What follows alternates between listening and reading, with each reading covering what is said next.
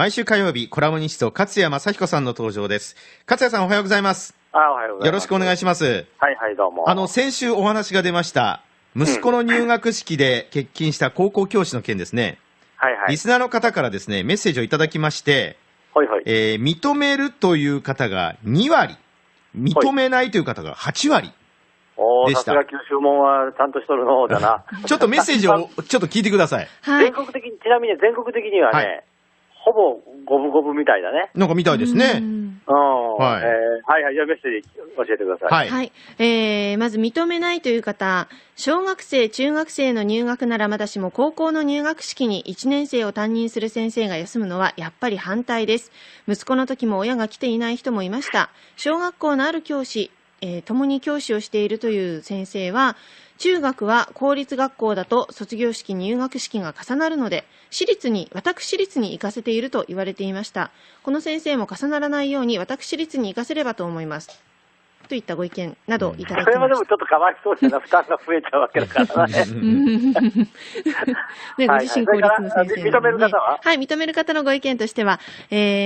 の件は前もって休暇を出し承諾の上入学式に出席されています。担任とのことですが、学年には副担任や学年主任の先生もおられて、担任の代理には十分な役割をできる方がおられます。入学式の後、家庭訪問や役員会などご父兄の方々と担任の先生が接する機会もたくさんあります。ご入学おめでとうございますでいいんではないですかと言ったご意見。それはね、それは僕またすぐにそういう時で論理的に突っ込んじゃうんだけどね、はい、それはだからもしつまり教育長が注意したわけでしょ、はいね、教育長はということは、要するにそれはだったら校長先生を注意すべきだったんだよな。はいはい、はい。要するにつまり認めた以上文句言っちゃダメだよな。そうですね。だからそれ校長に対してそういうふうにあからさまに注意するんじゃなくて、もしあれだったら来年からちょっと考えろよというふうに言えばよかったのかもしれないね。ただ僕はそういうその制度の問題というよりも人の気持ちとしていかがなものかと僕は思ったわけで。ただしね、これね、後で僕もいろいろ知ったんですが、今の高校っていうのは、はい、その親の出席を義務付けてるところもあるみたいだね。そうですか。つまりいろんな説明があったり、はい、手続きがあったりということもあるらしいですよ、場所によっては。それも妙だなと。この間東北大学で親の同伴が多くて入試に遅刻したなんてあったじゃないですか。はい、バスに乗り切れなくて、あれももっと深く調べると、その生協の親に対する説明会があったとかね、はい、これもっとおかしいと思うけどね、入試の日になんで生協が親に説明会をするのかと思うけども、通るかどうかもわかんないのに、だからなんていうかね、制度設計をしてる側も、なんていうかな、社会性がないっていうか、はい、考えが浅いというか、そういうところも確かにあるんだよね。だから社会全体が幼児化していて、はい、これは他のことでもそうなんだけども、世間っていうのは普通の常識で考えたらこういうもんなんだよと、こうやってるから何十年もうまく世の中が回ってきてんだよということが、ないがしろにされているというか、忘れられているというか、知恵が下の世代に伝わっていないというか、町内に頑固親父がいなくなったと、叱りつけるのがいなくなったということでも相通じるものがあるよね。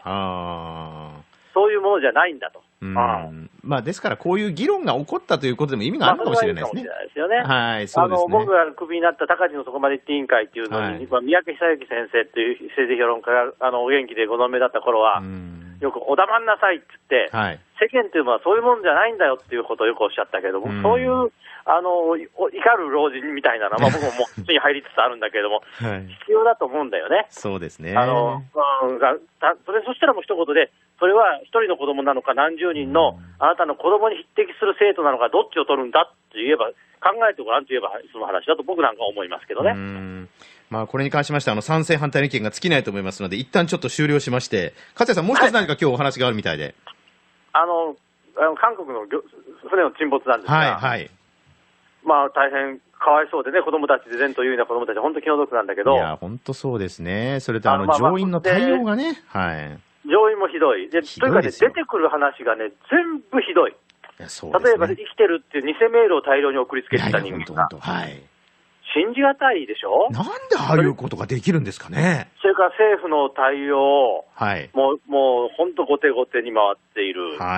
ね、今ちょっと俺思ってオバマさん韓国に行けんのかなと思うんですよね。確かにね、そうですね。例えば日本のミュージシャンのパフュームなんかも公演中止にしましたよ、自粛で。向こうも自粛ムードがすごい盛り上がってそうなっちゃってるんですよね。でオバマさん行ったらですね、どうして米軍を活用してくれなかったのかって言わざるを得ないと思うんですよね。ほとんどね、なんか受け入れてないみたいですもんね、韓国側がね。受け入れてないです。日本の安倍さんも大阪での話でわざわざ、いや、支援を言ってくれたらいいのになと、子どもたちがかわいそうだという発言までしている。外交的には相当踏み込んだ発言だ。なぜそれを助けを呼ばなかったのかということ、これはもう一番の謎なんです、僕。本当ですよ、もうとにかく迅速に対応すべきですよね、そういうすべてを使って。もっと言うと、船舶関係者に聞くと、クレーン船、3日ぐらいかかって遠くから持ってきた、ね文字あたりには、それから博多あたりでもたくさん立派船はあると、すぐに出せば1日で着くと、どうしてそういうことを言ってくれないのかと。ちなみに沈んだ船はですね、私の読者の、が船会社のオーナーなんですが、そこと同じ航路を走ってた、ライバル会社がずっと使ってたもので、20年近く、17年間、全く無事故、何の問題もなし。だけど、そういう人たちに聞くと、やっぱり向こうに売ると、ものすごくすぐに改造しちゃうと。改造するんですか。改造しちゃうんですって、建て増ししちゃうんだって、増築みたいなこと。そうですか。で、それがやすやす向こうの検査では通ると。だからこれもうちの話だけど、そういう検査なんかも全部やっぱ賄賂なんだってね。そうだから今もそういう事実が次々出てきてるじゃないですか、船にしても、違法改造だとかなんだとかね。いや本当にね、残念ですよ、自衛隊はずっと待機してました。それからいわゆる海上保安庁は、もう映画にもなった海猿たちが、時短だ踏んで俺たちにやらせろって言ってたらしいですよ。だって海上保安庁のそういった技術っていうか、非常に高いんですよね。世界一ですからね。それから自衛隊も世界一なんです。これなぜ掃海艇部隊が待機して、なぜ掃海艇かって分かりますか。掃海艇っていうのは機雷を処理する、ペルシャワーにも行きましたよね。機雷の処理っていうのは、多くは人間がやるんです。地下に海の底に潜って、機雷に爆薬を仕掛けて、それから爆発するわけです。つまり爆発物の横まで行って、海の中でそういう複雑な作業をするという世界一のダイバーが、日本の掃海艇部隊にはいるんです。そういうのを聞くと、なんでそういう人たちの助けを借りなかったのかってことですよ。だから、潮流が速いとか、前が見えねえとかって、素人のダイバーじゃねえんだから、何言ってるのか、僕もダイバーですが、何を言ってるのか、この人たちはと思って。そういう、人数だけでも大量にいろんな国から集めて、それこそ100人、1000人規模で、つまり短期間でどんどん交代しなきゃいけないんです。水深30メートルだったらね、10分しか潜ってられませんから。どんどん交代をしやるしかないんです。それができなかったから、ああやってずるずるいっちゃったんですね。なんか本当にね、残念です。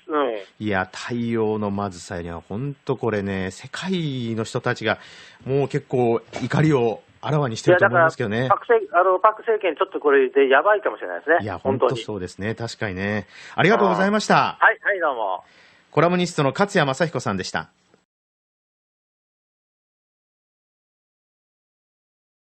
認める方のご意見としては、この件は前もって休暇を出し、承諾の上入学式に出席されています。担任とのことですが、学年には副担任や学年主任の先生もおられて、担任の代理には十分な役割をできる方がおられます。入学式の後、家庭訪問や役員会など、ご父兄の方々と担任の先生が接する機会もたくさんあります。ご入学おめでとうございますでいいんではないですか、といったご意見です。それは僕、またすぐにそういう時で論理的に突っ込んじゃうんだけどね。それはだから、もし、つまり教育長が注意したわけでしょ。教育長が。ということは、要するにそれはだったら校長先生を注意すべきだったんだよな。要するに、つまり認めた以上文句言っちゃダメだよな。だからそれも校長に対して、そういうふうにあからさまに注意するんじゃなくて、もしあれだったら来年からちょっと考えろよというふうに言えばよかったのかもしれないね。ただ僕はそういうその制度の問題というよりも、人の気持ちとしていかがなものかと僕は思ったわけで、ただしね、これね、後で僕もいろいろ知ったんですが、今の高校っていうのは、はい、その親を、はい、もう本当、後手後手に回っているですね、今ちょっと俺思ってる、オバマさん、韓国に行けんのかなと思うんですよね。確かにね、そうですね。例えば日本のミュージシャンのパフュームなんかも、公演中止にしましたよ、自粛で。向こうも自粛ムードがすごい盛り上がって、そうなっちゃってるんですよね。で、オバマさん行ったらですね、どうして米軍を活用してくれなかったのかって言わざるを得ないと思うんですよね。ほとんどね、なんか受け入れてないみたいですもんね、韓国側がね。受け入れてないです。日本の安倍さんも大阪での話でわざわざ、いや、支援を言ってくれたらいいのになと、子どもたちがかわいそうだという発言までしている。外交的には相当踏み込んだ発言だ。なぜそれを助けを呼ばなかったのかということ、これはもう一番の謎なんです、僕。本当ですよ、もうとにかく迅速に対応すべきですよね、そういうすべてを使って。もっと言うと、船舶関係者に聞くと、クレーン船、3日ぐらいかかって遠くから持ってきた、ね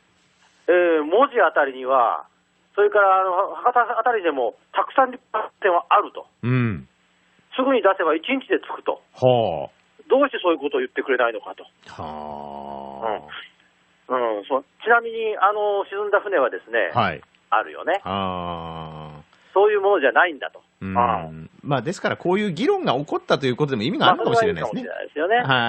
僕がクビになった高知のそこまで行って委員会っていうのに、三宅久之先生という政治評論家がお元気でご存命だった頃は、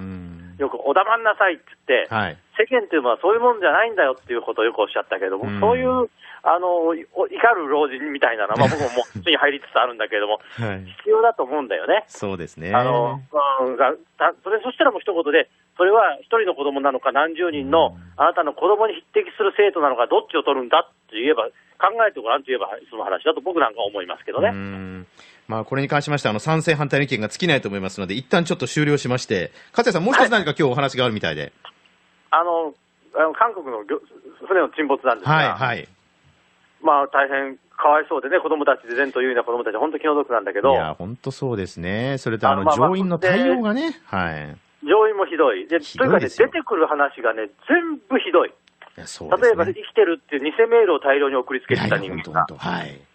信じがたいでしょ。なんでああいうことができるんですかね。それから政府の出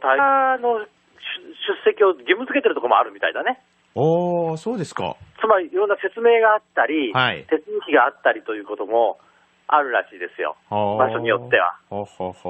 れも妙だなと。この間、東北大学で、親の同伴が多くて、入試に遅刻したらってあったじゃないですか。バスに乗り切れなくて。あれも、もっと深く調べると、その、生協の親に対する説明会があったとかね。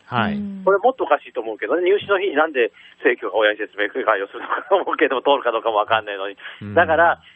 なんていうかね、制度設計をしてる側も、なんていうかな、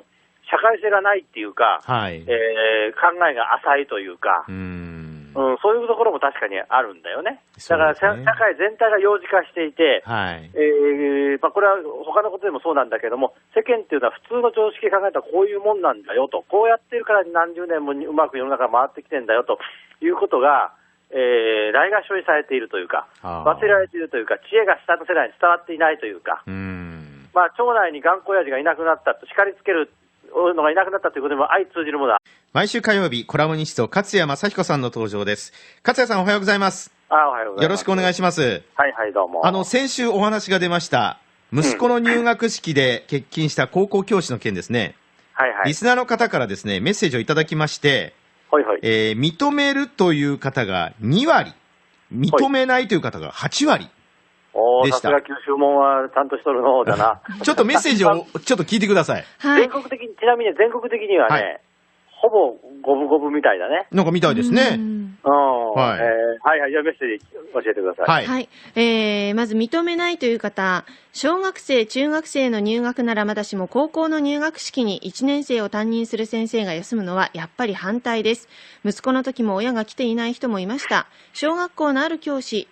共に教師をしているという先生は、中学は公立学校だと卒業式入学式が重なるので私立に行